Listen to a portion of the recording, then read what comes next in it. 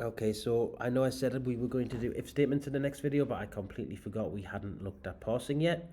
So I'm just going to have quickly cover parsing, which is just a fancy name really for changing data types.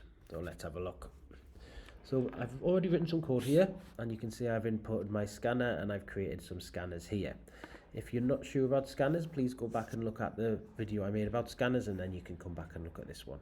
Okay, this video is about parsing, not scanners.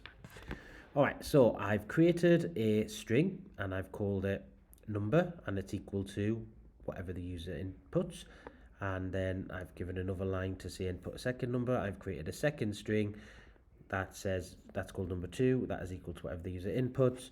And then I've created a third variable that is also a string, and it's equal to number 1 plus number 2. And then I've printed the answer out in this line of code here. So if I run this code and I just put two simple numbers, maybe 3, oh, I need to click in there first, maybe 3 and 3, it's going to give me 33, which 3 plus 3 clearly isn't 33, but in terms of programming, it's done exactly what I've asked it to do, okay, because I've made these data types here a string. All right, now if I have a string plus a string, Java will just connect them together. Okay, that's what it will do. So what I need to do if I want to do maths with these numbers is change them to integers. Okay, so first thing I do, I create an integer and I name that integer. Let's just call it, I'll call it number 3. Okay, and I'm going to make it equal to integer, notice the capital I, dot parse int, and then in brackets you can see Eclipse has predicted what I want, which is correct, but always check to make sure it is correct, and end with a semicolon outside the bracket. Okay, so now I've got number 3 there. Now I'm going to do the same for number 2. So I'm going to create an integer int, and I'm going to call it number 4, and I'm going to make it equal to integer dot parse int, and then in brackets you can see Eclipse has correctly predicted what I want again, but I will say again, always check to make sure it is what you want. So now I've got my 2 strings that I created, and now I've changed them into integers. So I'm just going to change some aspects of my code to make sure it gives me the right answer. So for the answer is equal, I'm going to put number 3 plus number 4. And then here I'm going to say, well, we can leave that number 1 plus number 2, because as far as the user is concerned, it will look exactly the same. So we can leave that. All right, so let's run this and see if it gives me the right answer. Oh, I have to change something. Okay, what's happening in here? Number 3 plus, and silly mistake. This is a string, and number 3 and number 4 are integers. This needs to be changed into an integer because I can't put integers into a string variable.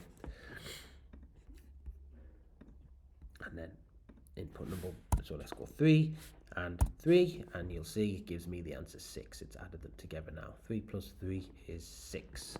Okay, so you might look at this and think, well, why would you make the variable a string anyway and then have to change it to an integer? Now, that would be a very valid question, and the answer is, if I just get rid of these for a second, let's go for, we'll get rid of all of this.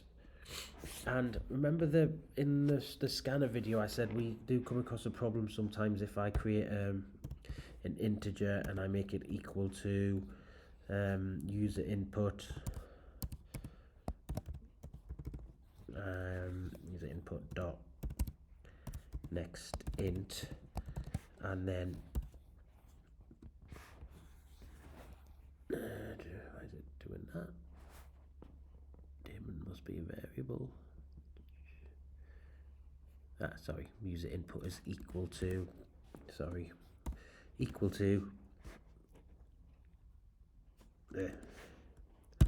all over the place now. Let's call this a number. Is equal to user input dot next int. Okay, so I've got my number. There you go. So I've got int number is equal to user input dot next int, And then if I went straight into this and did another system out and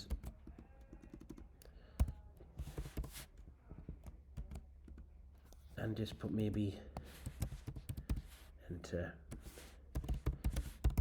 your name, something like that, and just for the sake of it we'll do string is equal to name dot user input. Sorry, I'm just going all over the place today. Name is equal to user input dot next line, sorry, like that.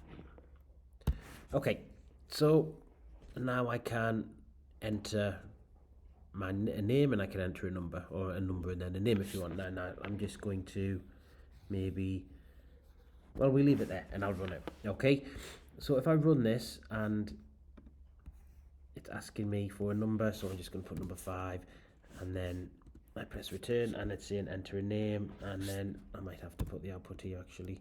You can see right there, so you can see here it's not letting me. I'm trying to input here and it's not letting me. Okay, this is the issue we have when we have an integer followed by a line of code and maybe an output line here.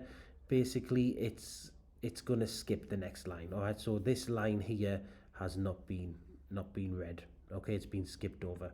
Now if you remember in the scanner video I said you could just put a user input dot next line like that, and that would rectify the problem, which is a perfectly legitimate way to do it. Okay, so you could put enter a number 4, and then you can see here it's going to let me type my name in. Okay, it's not going to give me output because I haven't wrote an output line, but it does let me write my name in, whereas before it didn't. Okay, so another way apart from putting next line on here is to do what I just showed you. Okay, so instead of having this an integer, using it as a string like that, and then making it equal to, and then instead of saying next int, call it next line, and then we don't need that. Okay, and then we've just got this. All right, so and then what you can do here is, because obviously you want your number to be number, you can have your int let's call it number 2 is equal to integer dot parse int, and then inside here call it number, and then finish off with your semicolon. And now if I run this, what you'll find is it allows me to enter my number, but it also allows me to enter my name as well.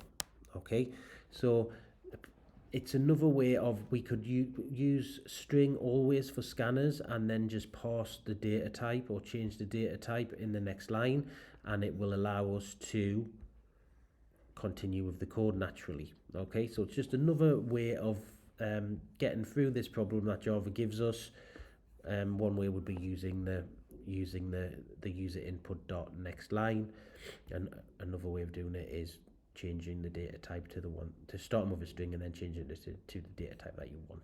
Okay, now the data type does work with not just integers. You can do it with a double, for example. You just need to change the code. Okay, and then where it's got int, you say next like that. Okay, and that will work fine as well. I'll just show you. Okay, so if I enter a number, even if I just put in a normal number, actually it will let me do that. Okay, and what it will do, if I was to output this, I should probably output to show you. So let's just have a little look. This out, and then just say number 2. If I run this, you'll see even if I put just a whole number in, like 4, it changes it to a double there.